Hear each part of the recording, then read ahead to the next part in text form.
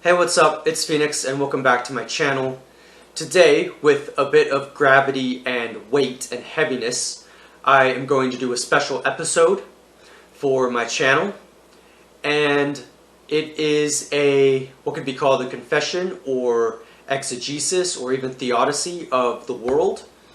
I don't want to get too deep into things, but I want to express that I woke up this morning at about 7 o'clock a.m. to an earthquake. Now, I know that the world is already in a panic with what could be called the event, which I won't mention what it is, just so that way I'm not taking part in trigger culture. I'm aware that what's going on in the world right now with the quarantines and with certain things is difficult, and I understand that, so I don't want to overemphasize it. But with that going on, and then with the earthquake this morning, I've noticed that I am a little bit on edge in a way that I have not been before. Now, for the moment, I'm okay. I have support from family and friends. I have support from my community.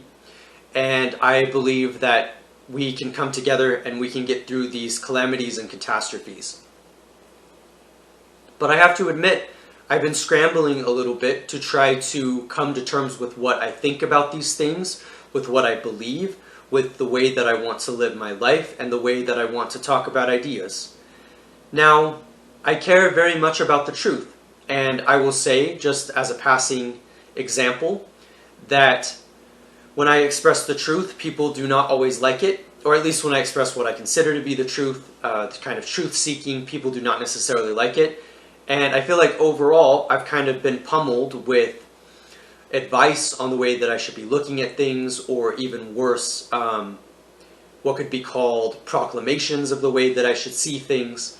And it can be very hard to come to your own conclusions, but that is what I want to do. I want to come to my own conclusions. And so I'm going to express what I think about what is going on in the world right now at large and in my own private corner. It is easy for me to be afraid. It is easy for me to panic. It is easy for me to assume the worst and think worst case scenario. It is easy for me to go out and want to buy everything because I'm afraid of the end of times. Some of which sounds a little bit ridiculous, but I think you understand the gravity of the situation.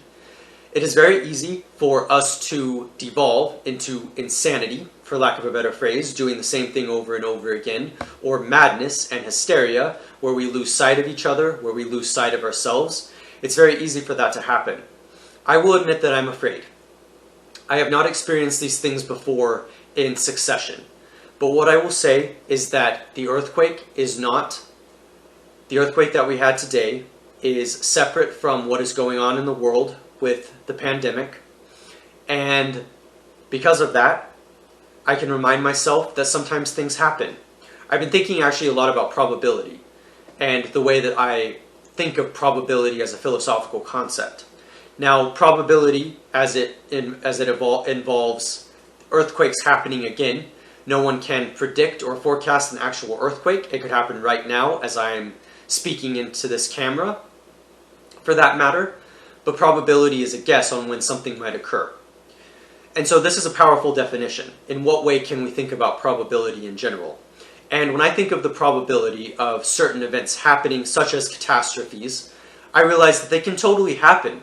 Our desire to create order in a world where there is chaos and irrationality and fear and panic is to assume that the calamities will keep stacking onto each other.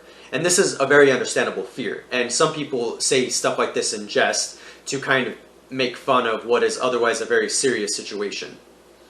But the way that I see it, I am going to continue to do my best in the world to realize that the probability of things happening is just that. It is a chance. There is always a chance to anything. People die all the time from cigarette smoking, from car crashes, from accidents in the world, from natural disasters. I mean, there are all of these things that could happen, and I am aware of that. And I am going to do my best to live with equanimity and calm. And in fact, the interesting thing is I haven't felt disconnected to people in such a long time. When things hit the fan, when things get worse, when the shit hits the fan, so to speak, we come together, and it is good that we come together, because we are in this together.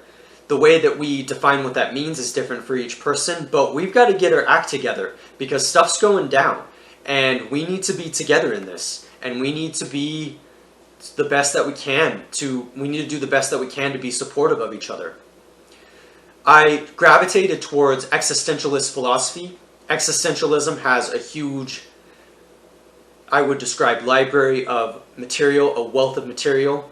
Philosophy is something that I turn to when I'm looking for answers, and I very much find it enjoyable, but also very illuminating. And I've been thinking about the nature of suffering, and I jumped to existentialism because existentialism captures the bleak nature of our existence by expressing the idea that there are probabilities and there are chance encounters, and there are things that happen that we can't always explain. I think specifically of Camus with the idea of the myth of Sisyphus as an example, but I think of totally other examples as well, such as the negation, the non-existence of Sartre, our non-reality, the way in which we can't even assert our own meaning because things are so chaotic in the world. But existentialism is not everything, and I have been thinking about these things from a very deep perspective. I think obviously people turn to religion to be able to explain these things, ranging from Christianity to Buddhism to Hinduism to Taoism to other religions. There are many ways in which we explain these things, and people find comfort in those things, and I will say neither one thing or the other about it, simply because I think that with enough charitability, we can look at things from a macro perspective, from a macrocosmic perspective, and realize that there are a lot of things going on. But at the same token, I feel as though it is easy for us to not come to our own answers and conclusions about why things are happening the way that they are. I think we shut off our intuitions, we shut off our ideas and conclusions for the sake of what's convenient. I don't think the answer is to paste over thing with some answer, with some capital A answer. I don't think that that is the right thing to do in this situation. And I think that we must definitely be open to the possibilities and open to the way that things are. And I am doing my best to be open to the world as it is presenting itself at this time, and how things are not certain, how we can't take anything for granted, but also how things could be worse. Nobody died in the earthquake today. And I think that is a very good thing. That is something that I'm keeping in mind. As I said at the beginning, I feel fear. There's a lot going on, but we will get through this. We will figure these things out. We will work together, and we will come up with the right principles for us to communicate our truths and to not be at odds. And I'm going to trust my conclusions that I draw at this time. Now, some of the things that I say may be disagreed with, and I may not have been as charitable, or in my opinion, I haven't even gone as in-depth as I would like to, but I think I've captured most of it enough for now. That now is not a time to posit too many totalitarian or authoritarian or forceful and totalizing ideas about the way that things are. Let's just chill. Let's just work together, and let's just be together, and let's connect, and let's make this world the best that it can be.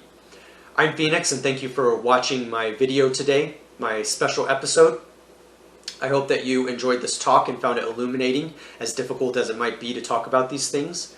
And I hope that you will subscribe to my channel for more quality content, and let's keep this going. 2020 is going to be the best year that we can make it, and I believe that.